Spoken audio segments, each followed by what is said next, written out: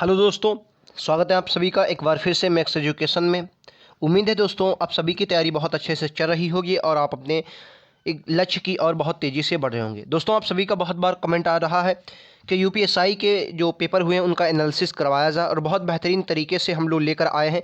UPSI के आज 12 नवंबर 2021 की शिफ्ट का पेपर लेकर आए हैं, जिसमें जीके जीएस के बेहतरीन हम लोग प्रश्न करने वाले हैं। ये क्लास आपके सभी एग्जाम के लिए बहुत इंपॉर्टेंट है, लेकिन खासकर यूपी कांस्टेबल के जो लोग एग्जाम देना चाहते हैं उनके लिए तो ये क्लास रामबण होने वाली है। इन सभी प्रश्नों को आपको ध्यान से पढ़ना है। जो प्रश्न आपको मालूम है उनका रिवीजन करें, जो ना मालूम उनका नोट्स बना लें या तो स्क्रीनशॉट ले लें। तो चलिए दोस्तों बिना देरी के शुरुआत करते हैं आज के प्रश्नों की। और आज का पहला प्रश्न आपकी स्क्रीन पर ये रहा। राइट आंसर क्या होगा मैं आपको पहली बात बता देता हूं। ये यूपीएसआई एग्जाम है, ठीक है, 12 नवंबर 2021 का और 12:30 बजे से साढ़े दो बजे की शिफ्ट हुई थी, उसका ये पेपर है, ठीक है। चलिए तो जीएस के पहले प्रश्न हम लोग, पहला प्रश्न आपकी स्क्रीन पर ये रहा। क्वेश्चन के ध्यान से पढ़ेंगे और राइट आंसर देंगे। क्या होगा क्वेश्चन का राइट आंसर? कह रहा है राज्यसभा में सदस्य चुने जाने की न्यूनतम आयु क्या होती है। वेरी इंपॉर्टेंट और बहुत ही बेहतरीन प्रश्न है। आपके एग्जाम में एक बार नहीं 10 बार सीधा पूछा गया है कि राज्यसभा में सदस्य चुने जाने की न्यूनतम एज क्या होती है। तो मैं आपको बता देता हूं, इस क्वेश्चन का राइट आंसर 30 वर्ष होगा, ठीक है, आपको पता होगा। अच्छा 21 वर्ष कहाँ होती है? तो ग्राम पंचायत, ग्राम सभा जितने भी चुनाव होते हैं वो 21 वर्ष, 25 वर्ष में आपकी लोकसभा होती है और 35 वर्ष में आपके राष्ट्रपति जी होते हैं, ठीक है। चलिए नेक्स्ट क्वेश्चन, क्वेश्चन नंबर 2 कह रहा कंप्यूटर शब्दावली में 1 गीगावाट या मतलब 1 जीबी किसके बराबर होता है, ये आपको बताना है। 1 जीबी किसके बराबर होता है आपको बताना है। तो इस क्वेश्चन का राइट आंसर क्या हो जाएगा? ये होती है 1024 MB के बराबर। क्या बोलेंगे? 1024 MB के बराबर 1 GB होती है। आपको दोस्तों बहुत अच्छे से पता होगा। चलिए नेक्स्ट क्वेश्चन पर हम लोग चलते हैं। अगला प्रश्न आपकी स्क्रीन पर ये रहा और ये बहुत इंपॉर्टेंट प्रश्न है। हालांकि ऐसे प्रश्न यूपीएसआई में लगातार पूछे जाते हैं। तेरा भारत का केंद्रीय चिड़ियाघर प्राधिकरण की स्थापना कब हुई थी? बोलेंगे भारत के केंद्रीय चिड़ियाघर प्राधिकरण की स्थापना कब हुई थी? तो क्या बोलेंगे? इस क्वेश्चन का राइट आंसर 1952 होगा। क्या बोलेंगे सर? 1952 ऑप्शन नंबर सी इस क्वेश्चन का राइट आंसर है, ठीक है। चलिए अगले क्वेश्चन की अगला क्वेश्चन ये रहा आपकी स्क्रीन पर। वेरी इंपॉर्टेंट प्रश्न और बहुत बार एग्जाम में सीधा छपा है। पॉलिटी का ये प्रश्न जरूर एग्जाम में आता है। कह रहा है किस संशोधन के द्वारा शहरी स्थानीय स्वशासन से संबंधित प्रावधान किए गए थे? वेरी इंपॉर्टेंट क्वेश्चन है। 74वां संविधान संशोधन था, 31वां था, 44वां था या 91वां संविधान संशोधन था? तो राइट आंसर क्या होगा? 74वां संविधान संशोधन 1992 के द्वारा शहरी स्थानीय शासन से संबंधित प्रावधान किए गए थे। राइट आंसर क्या होगा? ऑप्शन नंबर ए, ठीक है।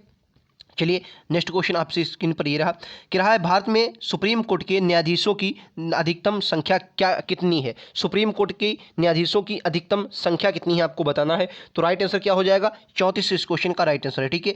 कितना है? 34 इस क्वेश्चन का राइट आंसर है, सी राइट आंसर हो जाएगा आपका। चलिए नेक्स्ट क्वेश्चन, पॉलिटी के ये प्रश्न अगर आप कर लेते हैं, ये रिपीटेड प्रश्न है।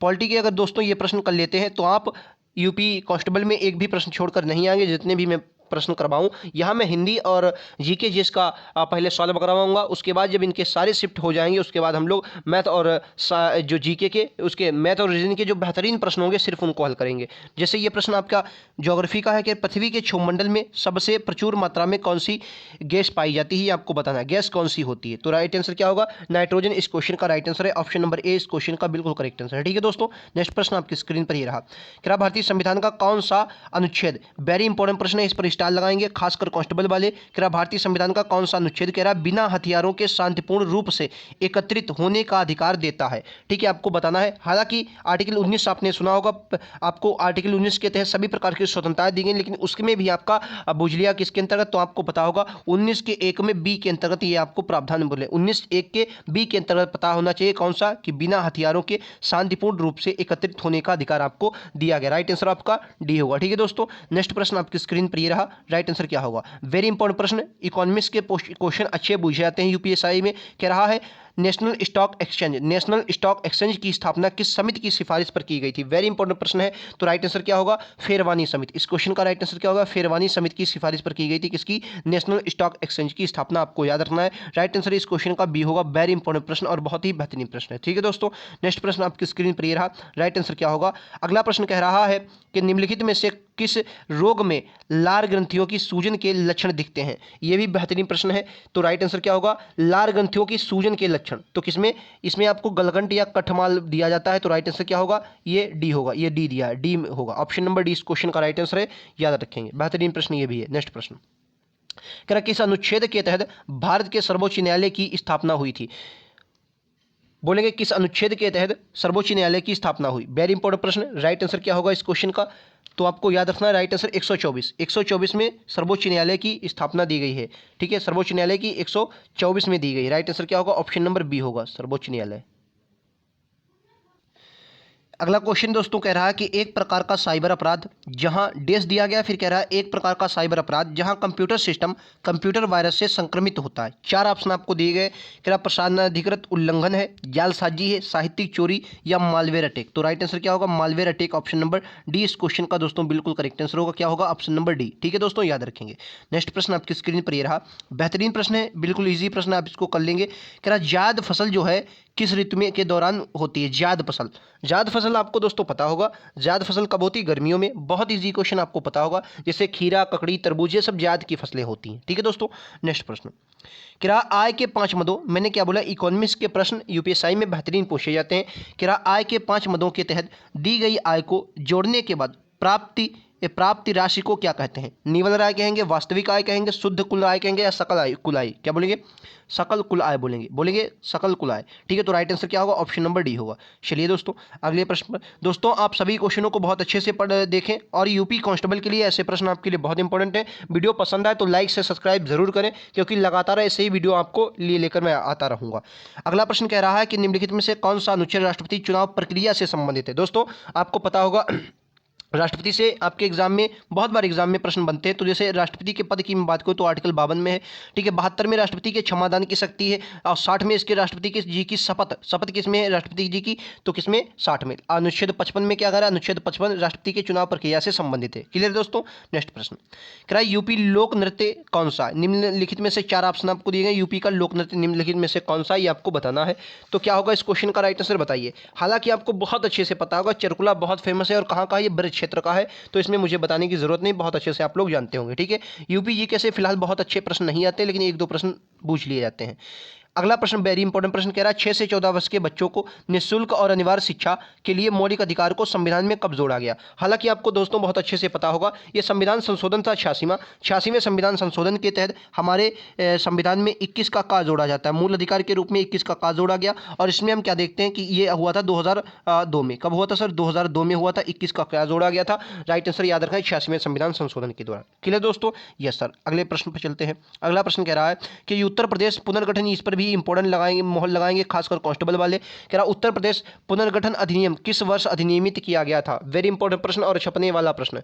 तो राइट आंसर क्या होगा, सन 2000 में। सन 2000 में उत्तर प्रदेश पुनर्गठन अधिनियम अधिनियमित किया गया था सन 2000 में। दोस्तों नेक्स्ट प्रश्न पर हम लोग चलते हैं और अगला प्रश्न आपकी स्क्रीन पर ये रहा, ये भी छपने वाले प्रश्नों में से आपको मिलेगा। कह रहा है कौन सा अनुच्छेद राष्ट्रपति आपातकाल से संबंधित है। वेरी इंपॉर्टेंट प्रश्न है, कई बार एग्जाम में आया है। तो राइट आंसर क्या होगा, अनुच्छेद 352 जो है वो राष्ट्रपति के आपातकाल से संबंधित होता है। ठीक है, चलिए मैं आपको और भी बता दूं, जैसा 356 में क्या राष्ट्रपति शासन की बात कहाँ पर की गई, 356 में की गई और 360 में वित्तीय आपात की बात की गई। क्लियर दोस्तों। अगला प्रश्न, ये बेहतरीन प्रश्न ये भी है, क्योंकि कांस्टेबल में भी ऐसे प्रश्न बनते हैं, यूपीएसआई में बनते हैं। कह रहा है किसे राज्य मानवाधिकार आयोग के अध्यक्ष या किसी अन्य सदस्य को हटाने का अधिकार प्राप्त होता है। क्या होगा इस क्वेश्चन का राइट आंसर, किसे राज्य मानवाधिकार आयोग के अध्यक्ष और अन्य अध्यक्षों को हटाने का अधिकार किसे राज्यपाल को। किसको सर, एक मिनट दोस्तों, राष्ट्रपति को। राष्ट्रपति इस क्वेश्चन का राइट आंसर होगा। किसे, राष्ट्रपति इस क्वेश्चन का राइट आंसर होगा डी।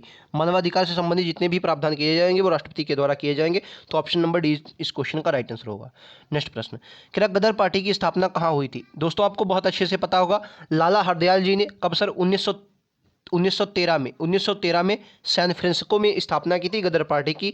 तो राइट आंसर क्या होगा, सैन फ्रांसिस्को मतलब अमेरिका, यूएसए अमेरिका में की थी सैन फ्रांसिस्को में लाला हरदयाल 1913 में। और इनकी पत्रिका भी थी गदर पत्रिका, वो भी बहुत फेमस है, आपके एग्जाम में वो भी बनती है। ठीक है, नेक्स्ट क्वेश्चन, ये बहुत इंपॉर्टेंट प्रश्न है और कई बार एग्जाम में आया है कि सक्रिय ज्वालामुखी के कारण किसे रिम ऑफ फायर कहा जाता है। तो आपको पता होगा प्रशांत महासागर के वाले क्षेत्र को रिम ऑफ फायर कहा जाता है, आपको याद रखना है। राइट आंसर बी होगा। बहुत इंपॉर्टेंट प्रश्न है, आपको बहुत अच्छे से पता होगा। ठीक है, नेक्स्ट प्रश्न, अगला प्रश्न कह रहा है कि गोला का दर्पण, साइंस का एक बेहतरीन प्रश्न कह रहा है, गोला का दर्पण की परावर्तक सतह के केंद्र को क्या कहते हैं? जो गोलाकार दर्पण होता है उसकी परावर्तक सतह मतलब गोलाकार दर्पण की परावर्तक सतह के केंद्र को क्या कहा जाता है? 4 ऑप्शन आपकी स्क्रीन पर। राइट आंसर क्या होगा? ध्रुव। क्या बोलेंगे? ध्रुव कहते हैं। क्या बोलेंगे? ध्रुव कहते हैं। ऑप्शन नंबर डी, ध्रुव कहा जाता है। याद रखेंगे, छपने वाले प्रश्नों में से है। नेक्स्ट प्रश्न, ये भी अच्छा प्रश्न है। क्या जैविक हथियारों पर समझौता किस वर्ष लागू किया गया था? जैविक हथियारों पर समझौता किस वर्ष लागू किया गया था? 4 ऑप्शन आपको दिए गए हैं। राइट आंसर क्या होगा? तो जैविक हथियारों पर अगर मैं बात कर रहा हूं तो राइट आंसर 1975 का होगा। 1975 में आया था ये जैविक हथियारों पर। कब सर? 1975 में जैविक हथियारों पर लागू किया गया था समझौता। ठीक है, नेक्स्ट क्वेश्चन आपकी स्क्रीन पर ये रहा। क्या राज्य लोक सेवा आयोग के अध्यक्ष व सदस्यों की नियुक्ति कौन करता है? राज्य लोक सेवा आयोग जो होता है उसके अध्यक्ष व सदस्यों की नियुक्ति कौन करता है? तो इस क्वेश्चन का राइट आंसर बहुत अच्छे से आपको पता होगा। क्या होगा? राज्यपाल। राज्यपाल इस क्वेश्चन का बिल्कुल करेक्ट आंसर है। ऑप्शन नंबर सी बिल्कुल करेक्ट आंसर है। ठीक है दोस्तों, चलिए नेक्स्ट प्रश्न आपकी स्क्रीन पर ये रहा। क्या हरिहर व बुक्का ने विजयनगर साम्राज्य की स्थापना कब की थी? बात करेंगे हरिहर और बुक्का की, आपको दोस्तों बहुत अच्छे से पता होगा। एमबीडी मोहम्मद बिन तुगलक का दिल्ली सल्तनत में शासनकाल होता है, तब बहमनी साम्राज्य और विजयनगर साम्राज्य, दो महत्वपूर्ण शक्तियां आपको कर्नाटक वाले क्षेत्र में देखने को मिलती हैं और इनकी स्थापना हुई थी 1336 में। हरिहर और बुक्का ने विजयनगर साम्राज्य की स्थापना की थी। ठीक है, 1336 में। ठीक है दोस्तों, अगला प्रश्न, क्या निम्नलिखित में से भारत में कौन सा सर्वोच्च है? ये प्रश्न कई बार आया। भारत में कौन सर्वोच्च है? संसद, प्रधानमंत्री, उच्चतम न्यायालय या संविधान? तो राइट आंसर क्या होगा? भारत में संविधान सर्वोच्च है। ठीक है, संविधान क्या है? सर्वोच्च है। चलिए दोस्तों, अगले प्रश्न पर चलते हैं। अगला प्रश्न आपकी स्क्रीन पर ये रहा। 2011 के 97वें संशोधन के द्वारा, ये बहुत बार एग्जाम में आया है और हर बार छपता है। 2011 के 97वें संविधान संशोधन के द्वारा भारतीय संविधान में कौन सा डीपीएसपी जोड़ा गया था? Very important question. और ये कैसे संबंधित है तो आपको बहुत अच्छे से पता होगा। ये सहकारी समितियों से संबंधित था। अनुच्छेद 43 में जो समय संशोधन किया गया था, सहकारी समितियां 43 में जोड़ी। अनुच्छेद 43 में इनको जोड़ा गया था, सहकारी समितियों को। ठीक है, आपको याद रखना है। ठीक है, चलिए अगले प्रश्न पर दोस्तों चलते हैं। अगला प्रश्न आपकी स्क्रीन पर ये रहा। राइट आंसर क्या होगा? क्या मोटर वाहन एक्ट 2019 के नए यातायात नियमों के अनुसार किशोरों द्वारा किए गए उल्लंघनों के लिए जुर्माना राशि कितनी है? हालांकि बहुत इंपॉर्टेंट प्रश्न है यूपीएसआई के खासकर एग्जाम के लिए।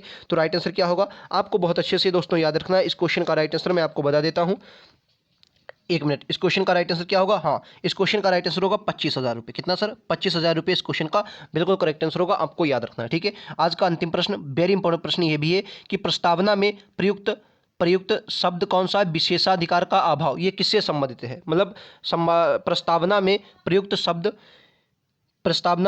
शब्द का अर्थ विशेषाधिकार का अभाव, मतलब किस शब्द का अर्थ होता है विशेषाधिकार का अभाव, ये आपको बताना है। तो मतलब क्या होगा? समानता। राइट आंसर क्या होगा? समानता। Option number A. ठीक है दोस्तों, अगर दोस्तों आप लोगों में से कोई भी या आपके पड़ोस में कोई भी आपका जाना हुआ अगर यूपी पेट की तैयारी करना चाहता है, यूपी ट्रिपल सी पेट का नोटिफिकेशन हो चुका है 2022 के लिए, तो उसके लिए हम लोग जीके जीएस की बेहतरीन क्लासेस चला रहे हैं, बिल्कुल सिलेबस के अनुसार जो आपके एग्जाम में पूछा जाएगा। इसी चैनल पर लगातार उसकी क्लासेस मिलती हैं, तो उनको आप ज़रूर सूचित करें। अगर आप लोगों में से कोई भी कांस्टेबल की तैयारी के अलावा यूपी कांस्टेबल के अलावा यूपी पेट का एग्जाम देना चाहता है 2022 में, तो ये क्लास आपके लिए बहुत इंपॉर्टेंट है। हालांकि यूपी कांस्टेबल के लिए भी ये क्लास बहुत इंपॉर्टेंट है, क्योंकि जीएस के बेहतरीन टॉपिक इसमें करवाए जाते हैं, चाहे वो कोई टॉपिक हो। ठीक है दोस्तों, तो मिलते हैं अगले वीडियो में। और हाँ दोस्तों, अगर ये प्रश्न आपको बेहतरीन लगे हो यूपीएसआई के, तो ऐसे ही लगातार मैं चैनल पर इसी तरीके से एनालिसिस करवाऊंगा जो आपके यूपीएसआई के जितनी भी शिफ्टें हुई, तो उसके लिए आपका सपोर्ट बहुत इंपॉर्टेंट है। लाइक से सब्सक्राइब जरूर करते रहें और कमेंट बॉक्स में आपको जरूर बताना है कि क्या ये सीरीज आपको लगातार चाहिए। तो मिलते हैं अगले वीडियोज़ में, आज के लिए इतना ही। Thank you.